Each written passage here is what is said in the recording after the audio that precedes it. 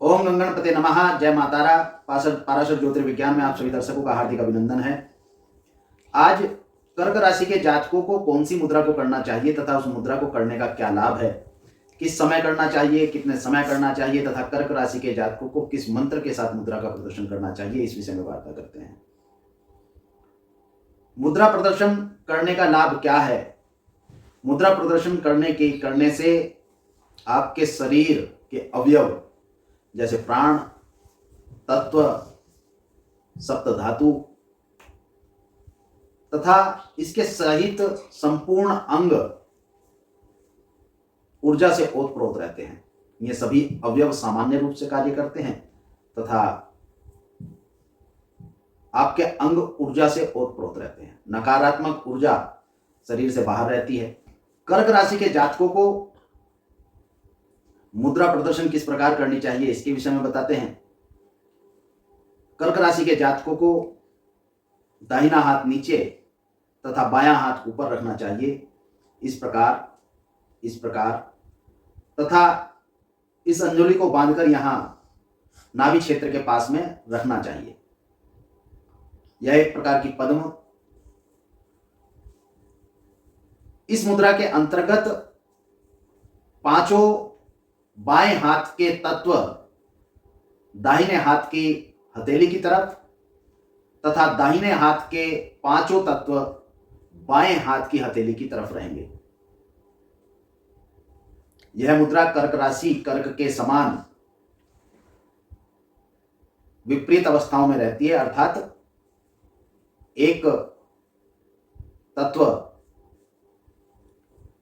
दाहिनी तरफ तथा एक तत्व बाईं तरफ, अर्थात प्रकृति और पुरुष की ऊर्जाओं का दोनों दिशाओं में सामंजस्य होना कर्क राशि के जातकों को उत्तम गुण प्रदान करता है। कर्क राशि के जातकों में एक विशेष गुण होता है कि यह एकाकी होते हैं। यह कर्क लग्न के जातकों में भी गुण होता है। यह अपने मन के अंदर जो रखते हैं, छिपाते हैं, अपने विचार को सदैव एकत्रित रखते हैं। केंद्र बिंदु उसी पर इनका होता है तथा इनके विचार को इनके मन मस्तिष्क से निकालना असंभव है, वह कोई निकाल नहीं सकता और उस विचार को यह एकत्रित रखते हैं। इनको अपने विचार को प्रोटेक्ट करना, उसके इर्द गिर्द किसी का ना आना, यह बहुत उत्तम लगता है। इसी कारण इनको एक एकाकी होने का गुण प्राप्त होता है। इस मुद्रा को करने से इस गुण से जो दोष उत्पन्न होते हैं उनसे मुक्ति प्राप्त होती है कर्क राशि के जातकों को, और इसी से उनके व्यक्तित्व में विकास होता है। इस गुणवत्ता को सामान्य रखने के लिए इस मुद्रा को करना परम आवश्यक है। इस मुद्रा के करने से आपकी ऊर्जा आपके दाएं तथा बाहिने, अग्र तथा पृष्ठ दोनों स्थानों पर चहुओर कवच रूप में प्रवाहित होगी और इस प्रवाह से आप निश्चय ही अपने कार्यों को सुगमता, सफलता तथा उत्तम लक्ष्य के साथ कर पाएंगे।